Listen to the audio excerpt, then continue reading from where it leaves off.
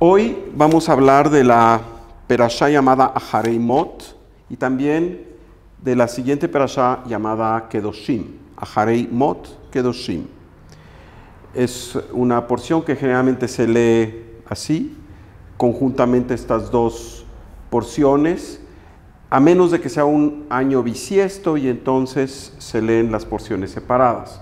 Cuando son años normales, estas dos porciones, al igual que las pasadas, están unidas. Parashat Ahareimot Kedoshim, Parashiyot Ahareimot Kedoshim. La fuerza del deseo. ¿Y por qué la fuerza del deseo? Vamos a examinar el contenido de estas porciones y desde luego vamos a profundizar en la energía interna, que es lo que verdaderamente derivamos, no solo la parte textual como lo decimos siempre, sino realmente el aspecto de la energía interna.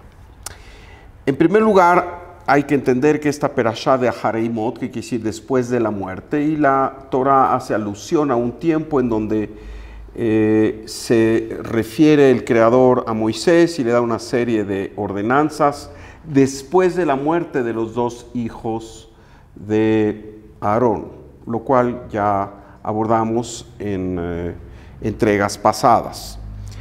Y en esta porción de Ahareimot tenemos, entre otras cosas, todo aquello que es la lectura de Yom Kippur, el día más exaltado del año.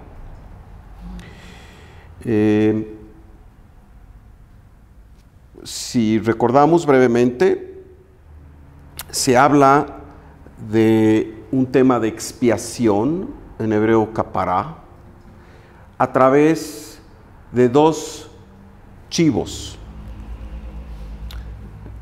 de dos machos cabríos, y uno de ellos, así se dice, es tomado para Hashem, para Dios, y otro es tomado para el otro lado, que la Torah nos habla de este nombre llamado Azazel.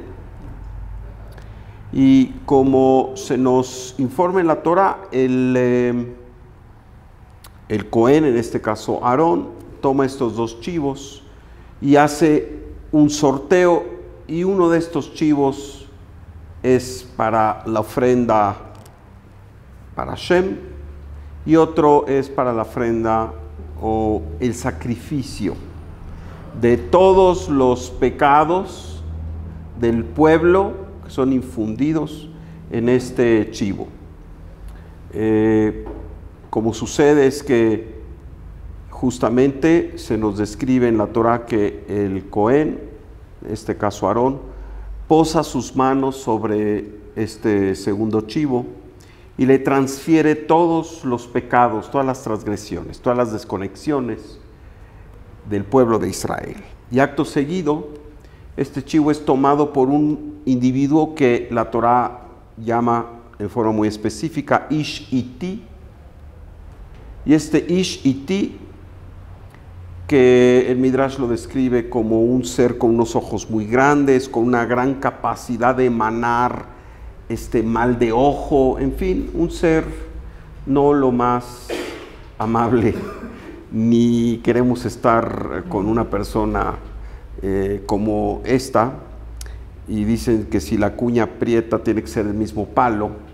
Así que este Ishiti toma a este chivo al cual se ha infundido con todas las transgresiones de Israel y es guiado este chivo hacia afuera del campamento a un lugar donde hay un despeñadero, y ahí este hombre empuja al chivo y este se despeña cientos de metros hacia abajo, y antes de siquiera caer al fondo del precipicio, este chivo explota en 1000 pedazos. Así se nos dice en la Torah.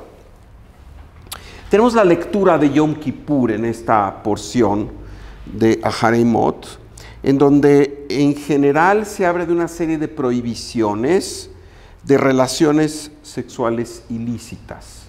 Desde luego relaciones incestuosas, pero también relaciones entre parientes cercanos.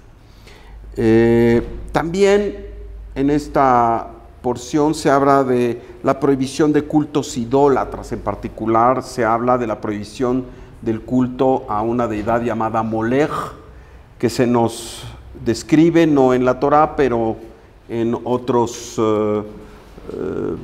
fuentes, que Molech era una deidad a la cual se adoraba con fuego y se sacrificaban los hijos que pasándolos por el fuego, imagínense ustedes.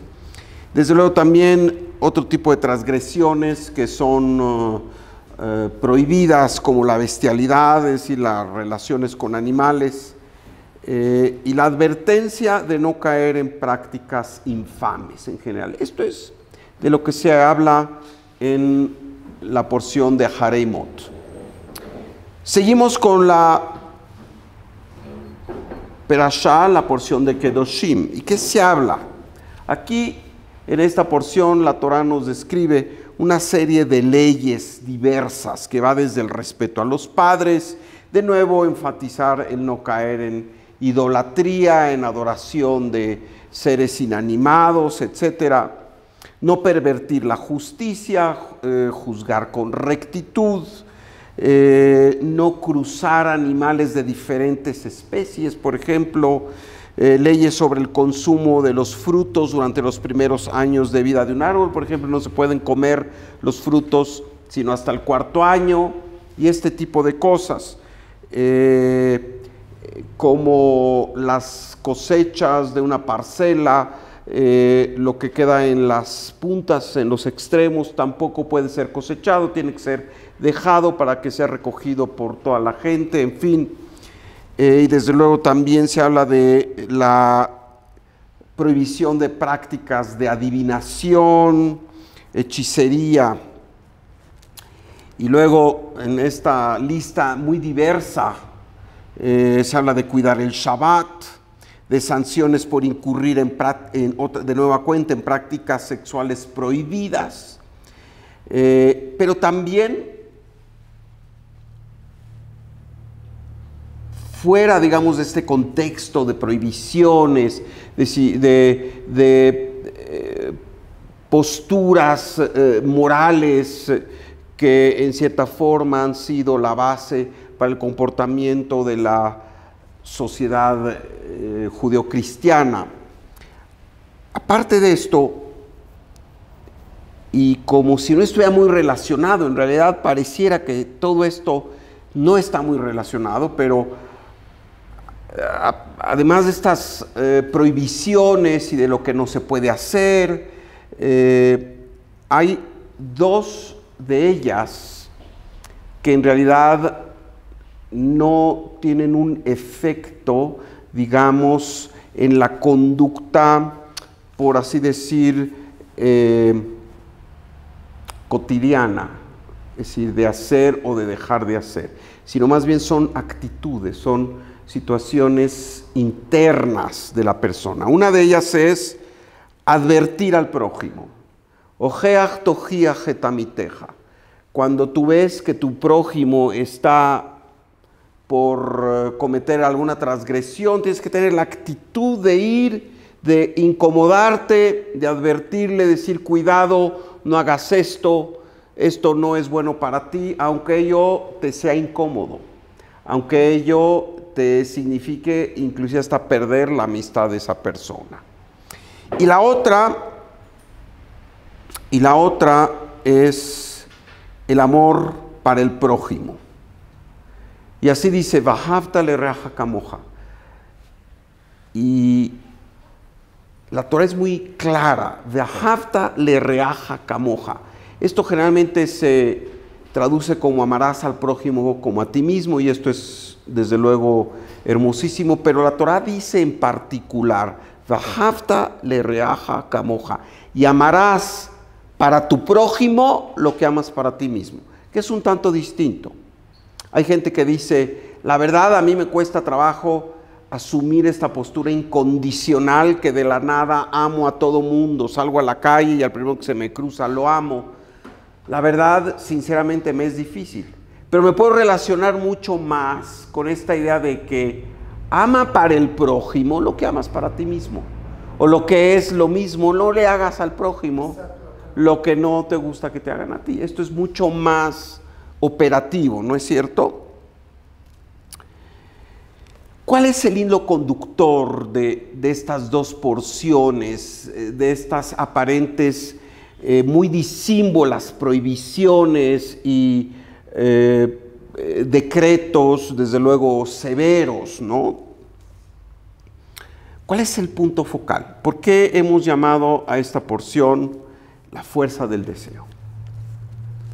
El punto focal, finalmente, es el manejo o la gestión de esa fuerza llamada deseo, que en hebreo se llama ratzón, que también se puede traducir como voluntad, y que más bien esta se adjudica al creador, porque el creador no tiene deseo, y deseo que se manifiesta en la creación, en toda la creación y con mucha más intensidad en el ser humano, como esta fuerza de atracción.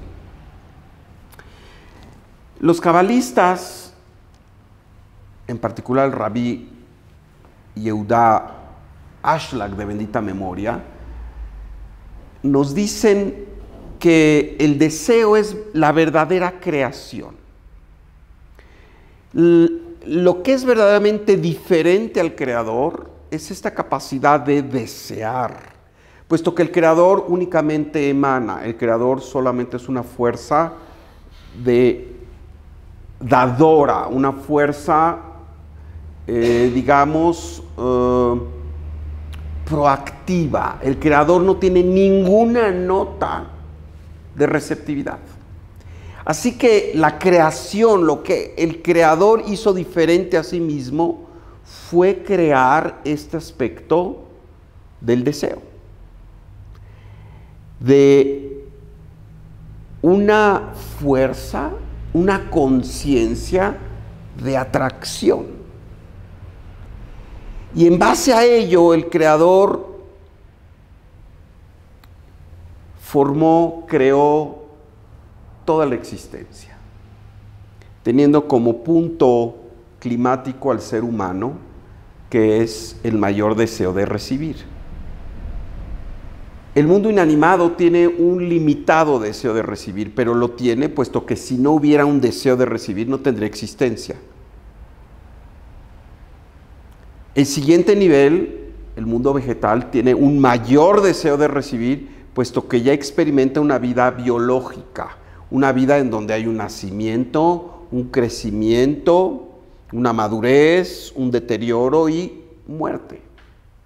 Inclusive tenemos plantas que tienen ya la sofisticación de girar hacia el sol. Es decir, hay un mayor nivel de deseo. ¿Y qué decir del reino animal, en donde ya el deseo está más infundido en forma obvia? Desde los seres unicelulares más simples que buscan alimentarse, que pareciera que tienen un propósito, ¿verdad? Y acuden a ese propósito, ¿verdad? Hasta los seres más superiores, los mamíferos, los primates, que desde luego tienen estos instintos de supervivencia que son formas de deseo, de conservar la vida. Y finalmente, el nivel más elevado de deseo es el ser humano. Es el ser humano que fue creado a imagen y semejanza del Creador, se nos informa, porque fue infundido con esta capacidad de que su deseo, si bien no es la voluntad expansiva del Creador en todo su esplendor, sí tiene el potencial de llegar a ello. Y se nos dice que el Creador tuvo en mente crear al ser humano para infundirlo con todas sus bendiciones, con toda la abundancia, con toda la satisfacción, con toda la perfección. Pero para ello había que dotar a este ser humano de la fuerza llamada deseo. Y el deseo es lo que hace que nosotros estemos motivados, una forma en que el deseo se manifiesta, digamos en términos más contemporáneos, es la motivación. La motivación justamente es aquello a lo que nos movemos. La palabra motivación viene del latín, que quiere decir motilidad, moverse hacia. Es decir, no estamos pasivos recibiendo nada más, nos movemos, tenemos el deseo y tenemos muchos deseos.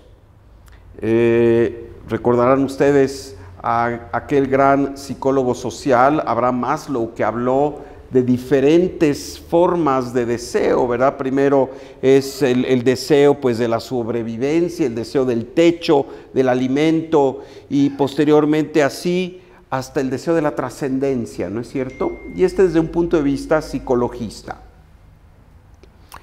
Desde el punto de vista de la Kabbalah, desde la Kabbalah ashlagiana, desde luego lo que venimos aquí es a gestionar, a ser verdaderos managers de nuestro deseo, porque el deseo es la fuerza que nos lleva a las grandes alturas o a los abismos más oscuros y profundos.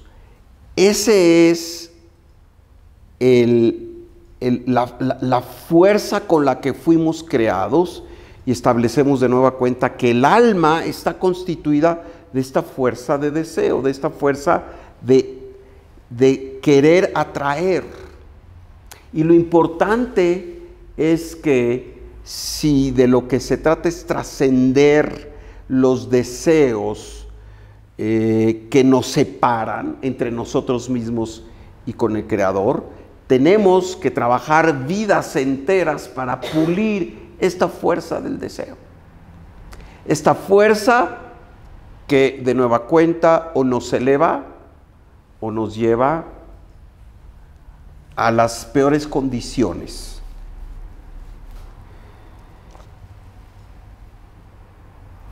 En realidad, fuimos creados para desear la luz del Creador. Y al desear la luz del Creador, le damos esta satisfacción a nuestro Creador. El Creador no necesita recibir nada ni de nosotros, ni de nada de la creación. El Creador es un puro emanador, y su satisfacción, si es que podemos hablar de un sentimiento con referencia a lo humano, su enorme satisfacción es que nosotros, como sus hijos predilectos, el ser humano, Bnei Enosh, como dice el Zohar, el Hijo del Hombre, reciba toda su plenitud. Desde el punto de vista del Creador, Él no hace juicios de quién recibe menos o quién recibe más. Él está allí para dárnoslo todo. Emana todo para todos en igual intención y en igual intensidad. Somos nosotros que, de acuerdo a nuestra capacidad de deseo, que absorbemos o no absorbemos. Todo aquello que nosotros consideramos digno de desearse, aquello que nos causa satisfacción y placer en esta vida, es la luz en sus diversas formas.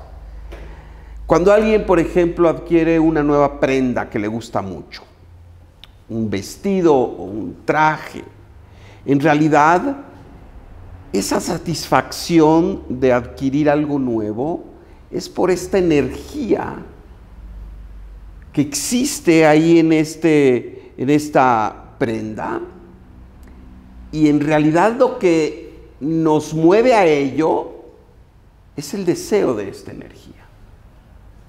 Ahora bien, sabemos que debido a que existe el mérito del libre albedrío, este deseo, si no está pulido, este deseo, si no está superado, pues nos lleva a alejarnos de esta fuerza del Creador. ¿Y cuándo no está superado? Cuando no somos afines a la forma en que el Creador expresa su fuerza de voluntad. ¿Qué quiere decir? Cuando este deseo tiene estos tintes egoístas, cuando el deseo está centrado en uno mismo, versus el deseo de proyectar todo aquello que recibimos. Como explicación a estas porciones, el Ari Akadosh, Isaac Luria, nos habla en forma mística de dos creaciones. Una primera creación que está representada así por los 7 reyes de Edom, así dice. Y estos 7 reyes de Edom, dice, cuando fueron creados, sucumbieron al fulgor del Creador, no pudieron progresar. Es una especie de creación fallida.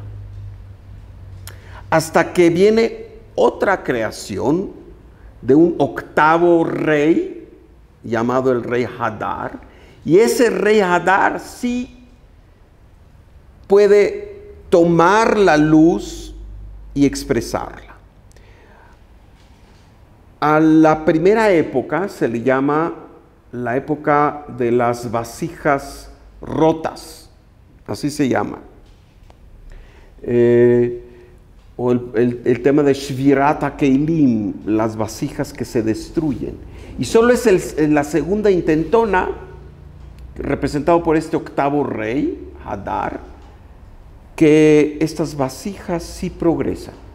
Y aquí habría que preguntarse, ¿el Creador no sabía de esto? ¿El Creador en su perfección se equivocó y para él también tuvo que pasar un proceso como lo pasa para nosotros los seres humanos de prueba y error? Por supuesto que no. Por supuesto que no. Quiere decir que dentro de este proceso de la creación está interconstruido el tema del fracaso. El fracaso como la no posibilidad de procesar la luz del Creador. La no posibilidad de que este deseo de atraer la luz del Creador sea similar a la forma en que el Creador expresa su voluntad. En pocas palabras, los primeros 7 reyes, el primer eón de la creación que terminó en una destrucción absoluta, y hay otras culturas que hablan de la destrucción de Atlantis, en fin, y aquí se habla de una destrucción, y hay quien dice, y él haría clara, que son 7 de estas creaciones, ¿verdad? Hasta la última. Y el Ari dice, no es cierto. Son 2 nada más, y estamos en la segunda. En esta segunda creación, en donde sí hay la posibilidad de salir adelante, porque estas vasijas sí pueden procesar la luz del Creador. ¿Qué quiere decir entonces? Que esta posibilidad del fracaso está allí para, curiosamente, engrandecernos. Si no hubiera la posibilidad del fracaso, si no hubiera la posibilidad de equivocarnos en el manejo de nuestro deseo, entiéndase, ser egoístas en todas las formas, desde el egoísmo manejado como envidia o como miedo o como sentirse víctima o rencores y este tipo de cosas, que es una forma de deseo que no es similar al Creador. Y se vale porque es parte del aprendizaje, pero no se vale como estadio último de la creación. Está allí porque tenemos que pasar por la experiencia de todo aquello que es el deseo egoísta para superarlo. Como dice el Rabbi Ashlag, realmente sin este aspecto de ta'avá, de deseo, de raev, de hambre, no podemos tener libre albedrío. Y sin el libre albedrío no hay el mérito de atraer la luz gloriosa del Creador. Así que vivimos en este mundo de la acción, que es un mundo de riesgo. El riesgo de quedar confundidos con el tipo de deseo que queremos manejar. El mundo físico, el mundo del 1%, nos atrae a que queramos conectarnos con las cosas y con aquello que tiene apego al mundo físico. Y la verdad es que a lo largo de todas nuestras vidas el 100% del ser humano cae con ello. La noticia buena es que estamos al final de esta época, de esta segunda creación. Estamos ya cercanos al Shabbat de esta ocasión, en donde ya tenemos la capacidad de estar conscientes de que esta fuerza que nos impele a la felicidad, que es el deseo, no la podemos dejar desbocada. La tenemos que controlar. Tenemos que manejar la rienda de este caballo que es el caballo del deseo y que finalmente es la fuerza de nuestra alma.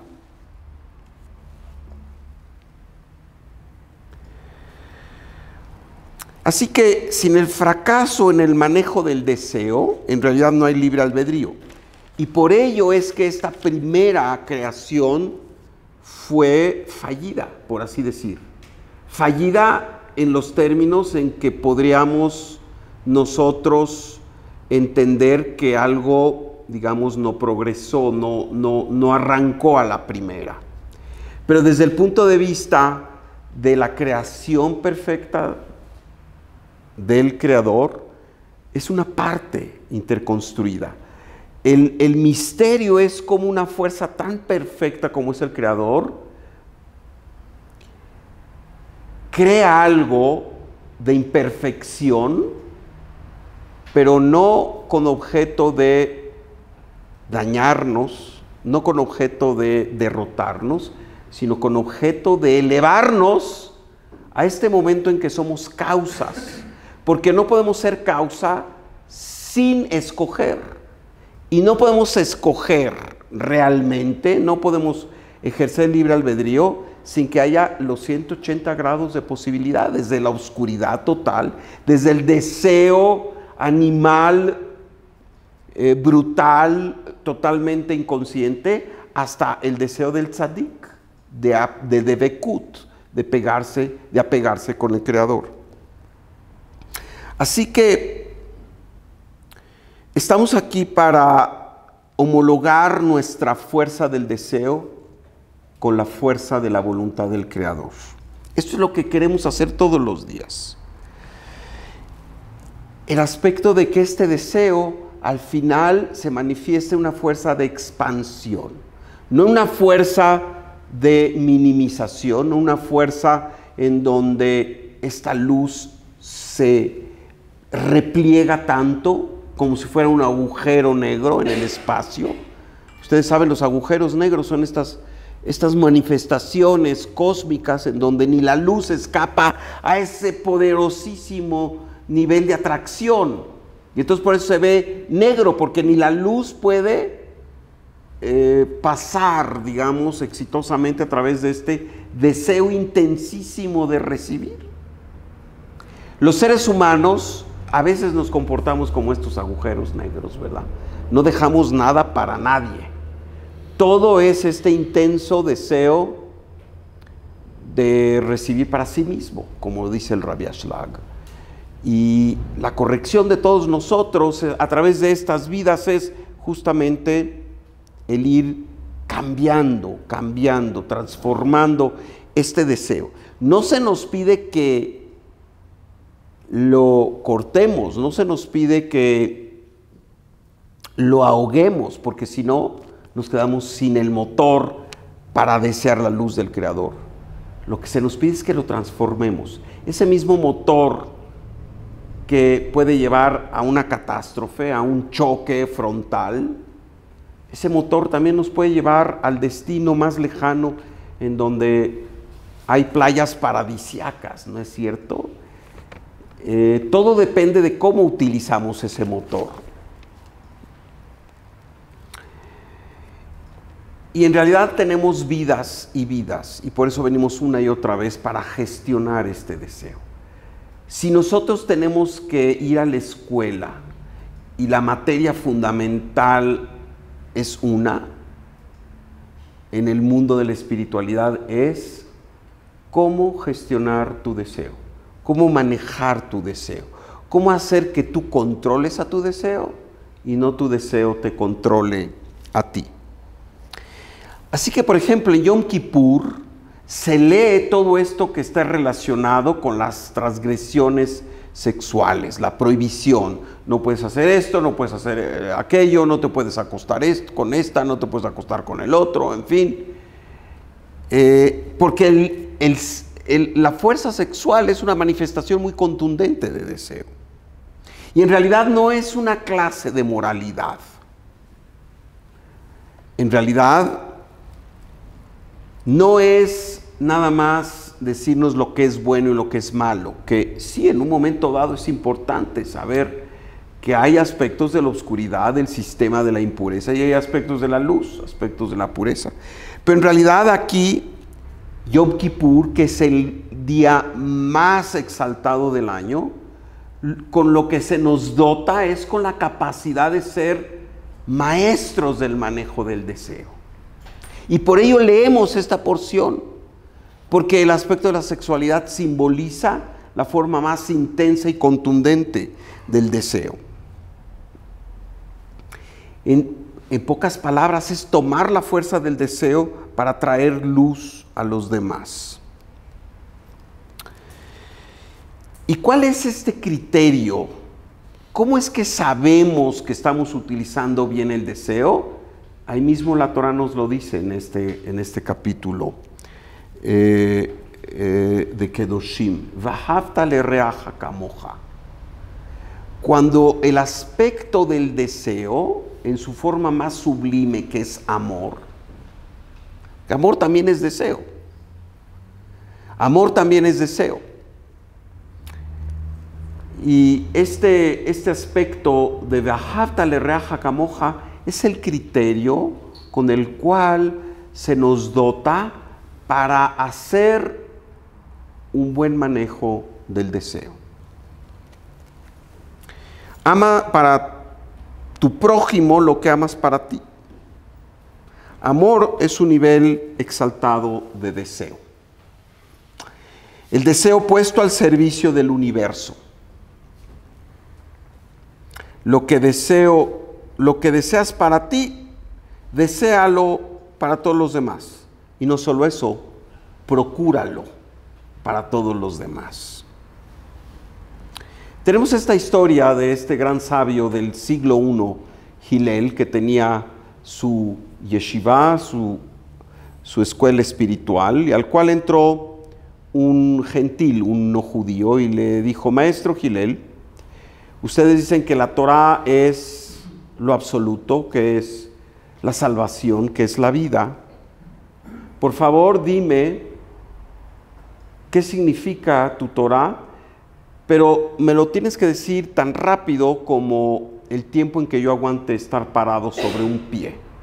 Previamente, este hombre había tenido el atrevimiento de acudir a la escuela de Shammai y le hizo la misma propuesta, y Shammai, que era de otro entendimiento, de otra persuasión, le pidió amablemente, y quizá no tan amablemente, que saliera de la yeshiva. Pero Hillel, que era todo misericordioso y amorosísimo, le dijo: ¿cómo no? Muy bien, mira, levante el pie y te cuento. La Torah dice: Vahavta lereaja kamoja. Ama para los demás lo que amas para ti. O lo que es lo mismo, no le hagas al otro lo que no te gusta que te hagan a ti. Eso es la Torah, eso es el gran concepto de la Torah. Lo demás son puras explicaciones para cómo llegar a este nivel de conciencia. Así que ahora ve y estudia. Y se dice que en esos 15 o 20 segundos, este hombre que tenía mucha potencialidad quedó tan fascinado que verdaderamente fue y estudió y se convirtió en un gran rabino por su propio mérito. La Torá, pues, ¿y por qué nos referimos a ella? Es este instrumento para transformar el deseo egoísta en amor. La Torá es esta guía de caminos para ayudarnos a pasar del caos a la luz, para hacer este viaje del ego al alma y para manifestar una realidad que todos esperamos que suceda ya. Una realidad en donde no es necesario el caos, no es necesario el dolor y no es necesario el sufrimiento. Todo esto es el producto del deseo mal manejado a lo largo de la historia humana. Así que, igual que Hillel le dijo a este individuo, aprendamos. V'ahavta le'reaja kamoja, ama para tu prójimo lo que amas para ti. Ve y perfecciónate todos los días para lograrlo. Y bueno, este es el mensaje de estas dos porciones. ¿Preguntas, comentarios? ¿Es más difícil amarte a ti mismo que amar al otro? Porque me queda claro que la tarea más difícil es serte fiel a ti mismo. A ver, la pregunta de Esther es, dice, ¿es más difícil amarte a ti que al otro? Respetarte, serte fiel. En cierta forma sí, tienes razón. ¿Y sabes por qué? Porque cuando no te amas, digamos, sanamente, quiere decir que te estás conectando con otros aspectos que no es tu verdadera esencia. Cuando te amas sanamente, verdaderamente, es porque amas esa partícula de Dios que eres. Y entonces amas a Dios a través de esa partícula de Dios que eres y amas esa capacidad de ser como Dios. Entonces ya puedes amar al otro. Y entonces puedes amar al otro, pero si esa chispa está perdida, esa chispa no la encuentras dentro de ti, la verdad es que piensas que amas al otro, pero hay limitaciones. Y por ello es muy claro, V'ahavta le'reaja kamoja, que se puede traducir, ama al prójimo como a ti mismo, o ama para tu prójimo lo que amas para ti mismo. Al final es lo mismo, al final es, conéctate con esa parte esencial que eres y ámala. Ámala intensamente, porque cuando amas esa chispa de Dios que eres, no amas tu parte egótica, no amas tu parte corpórea, no amas tu parte intrascendente, amas a esa parte eterna que tiene la capacidad de traer felicidad y luz, por lo menos a otra persona. El trabajo más difícil que Dios nos dio es amarte a ti mismo. Pues sí. En cierta forma tienes razón, el trabajo que nos dio Dios es amarte a ti mismo. Y sabes, hay esa gente que es muy egoísta y que nomás habla y se preocupa por sí misma, pero al final, si tuviera esta visión desde la Sefirá de Hod, donde vemos la perspectiva, vemos que está atentando contra su ser. Porque una persona egoísta lo que hace es sacrificar su esencia y no permitir que esa vasija que le fue dada para iluminarse a sí mismo a través de iluminar al mundo. Porque justo tuve una discusión con alguien, me dijo que primero es amar al otro, pero ¿cómo yo te puedo amar a ti si yo no sé qué se siente amor? Mira, te voy a decir, el... yo creo que no hay que ser tan estricto y no hay que limitarse. Hay veces que entras al amor a ti mismo a través de ver también lo hermoso del otro. Y entonces dices, ah, bueno, yo también lo tengo. Así que, ¿dónde empezamos? No importa. Puedes empezar amando al otro, aunque a ti te desprecies y demás. Y luego encontrarás que hay una similitud de forma, como dice el Rabbi Ashlag, que hay esta chispa del Creador que nos une. Y entonces al amar al otro también te amas a ti mismo. Pero es cierto, alguien que no tiene la capacidad de amarse a sí mismo plenamente, es difícil que con sinceridad ame al otro. ¿Dónde empieza el aprendizaje? Puede empezar amando al otro primero, eso sí. ¿Qué fue antes, el gallo? ¿Quién fue antes, la gallina o el huevo? Sí. Tenía dos dudas. Una, si la palabra en hebreo razón se interpreta o traduce mejor como voluntad en español, ¿por qué no la usamos más en estas clases? Yo siento que la palabra deseo, como tiene el vínculo también sensual o sexual, puede ser que no te ubica bien, ¿no? Razón es realmente la voluntad de estudiar, la voluntad de amar, la voluntad de... Sí, no sé. Sí tienes razón, pero fíjate que el Rabbi Ashlag, él mismo dice, no le tengamos miedo al término, y ahí lo pone ta'avá, de ra'ev, el hambre y el ta'avá, el deseo, ¿no?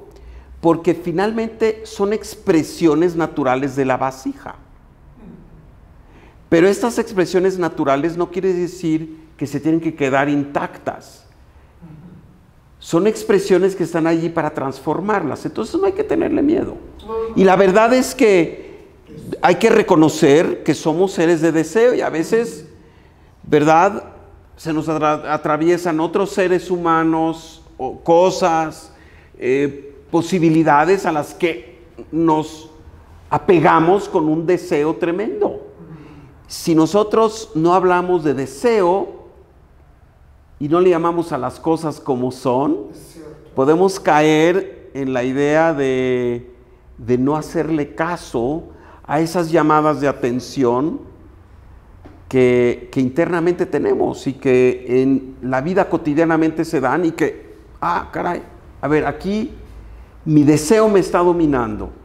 No es mi alma, es el deseo, es la parte muy corpórea, es la parte intrascendente, muy mundana la que me está dominando. A ver, ¿qué quiero? Simplemente, ¿qué quiero de mí? Quiero irme por ese camino. Y hay gente que deliberadamente, quizá porque no tiene otra referencia, se queda ahí. La otra era en la Torah. En esta parte dices que falleció Moshe o Moisés. No. No, pero ¿quién? No, tampoco. Se hace alusión a la muerte de los hijos de Aarón, a Harei Mot. Dice, después de que murieron los hijos de Aarón en esta situación dramática, ¿verdad? De que invocaron lo que se llama un Eshzara, un fuego extraño, etcétera, y desaparecieron ahí, fueron consumidos en el acto frente a toda la comunidad de Israel, ¿verdad? Pero no es en este capítulo. Más bien este capítulo hace alusión a ese momento, dice, y después de ello, ¿qué sucedió, verdad? Sí, pero se supone quién les pasa estas reglas, que no puedes acostarte con ¿en qué mamá en hebreo posición está el pueblo o llega de uno de los... No, bueno, son revelaciones. La Torah es una revelación del más alto nivel de la fuerza suprema. Y por eso todo el tiempo dice que Moshe le dice al pueblo, esto es lo que el Creador nos está diciendo, esto es lo que el Creador me reveló para todos ustedes. Entonces, podemos no creerlo, pero esa es la idea, de que la Torah es una revelación que viene de la suprema inteligencia. Sí, ok. Yo sí tengo preguntas. A ver, preguntas. Cuando estamos hablando del fracaso, el fracaso como parte de un proceso o como un deseo descontrolado o malentendido o una confusión los diferentes deseos que podemos tener en la vida diaria, ¿cómo es considerado el fracaso? Mira, realmente yo utilicé el término fracaso para hablar de una primera creación fallida, ¿verdad? Así nos dicen, hubo una primera creación en donde las cosas no progresaron y hubo una hecatombe, una destrucción total. Sí, así se nos dice. Inclusive otras tradiciones nos hablan de otros momentos, ¿verdad?, de existencia que sufrieron una destrucción total. Realmente fracaso, ¿qué quiere decir? Fracaso es lo opuesto al éxito, ¿no es cierto? ¿Y qué es éxito? Es lograr lo que tú te propusiste en la vida. Si te propusiste algo en la vida y no llegaste a ello, pues digamos que hay un fracaso o un grado de fracaso. Pero a lo que voy con infundir o sugerir o llamar a cuentas este término que es doloroso, ay, a ver, espérate, fracaso, es el entendimiento que es parte de la vida, que es parte del desarrollo. No hay tal cosa como una línea continua hacia arriba, ¿verdad? Porque a esta vida venimos a aprender, eso es el objetivo. El triunfo es el producto del aprendizaje o del no aprendizaje. Y el fracaso en ese sentido es algo relativo, porque a lo mejor, digamos que tenías un proyecto y pácatelas, no caíste, pero aprendiste tanto.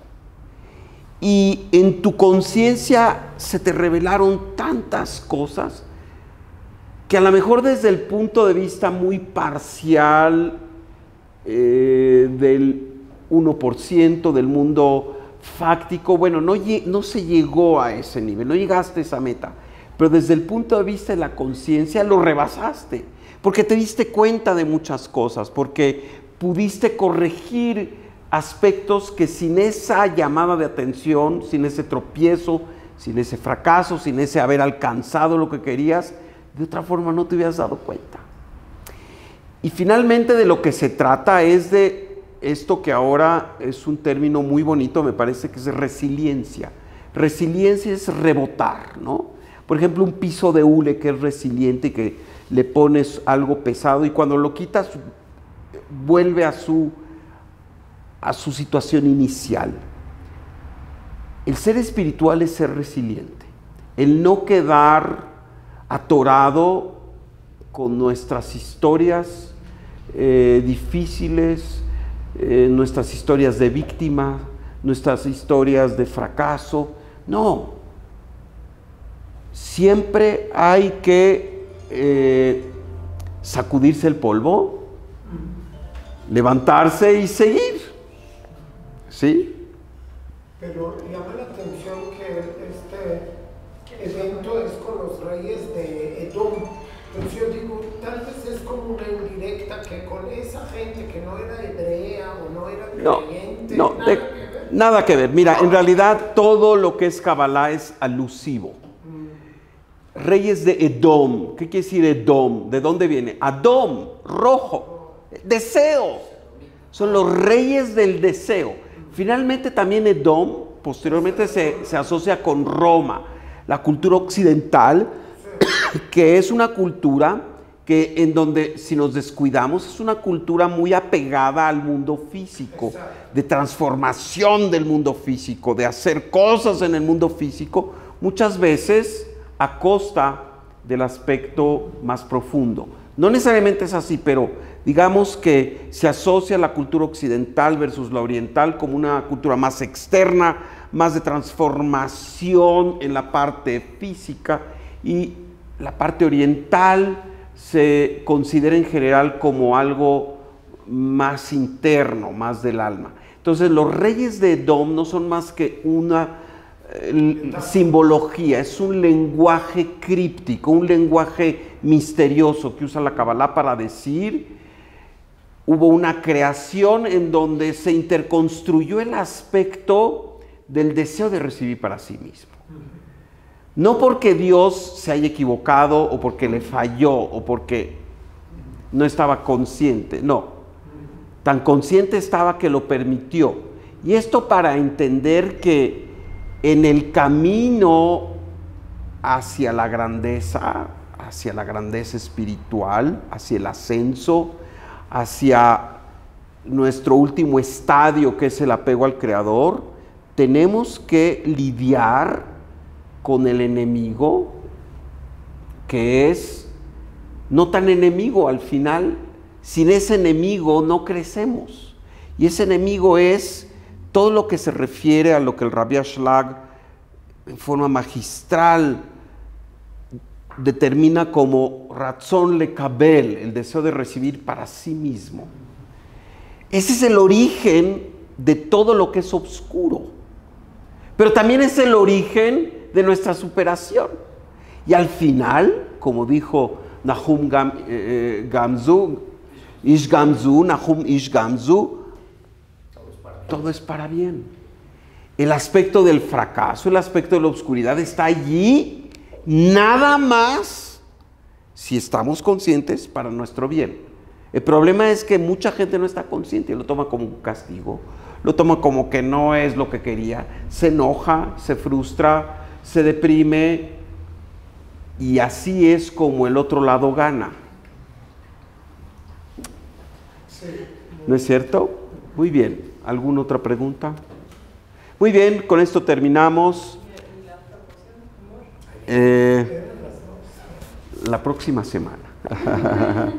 Muy bien, gracias por su atención y nos vemos la próxima. Amigos, todos aquellos que deseen profundizar en el conocimiento de la Kabbalah, comprometerse más con este sublime conocimiento, tenemos actividades, tenemos reuniones.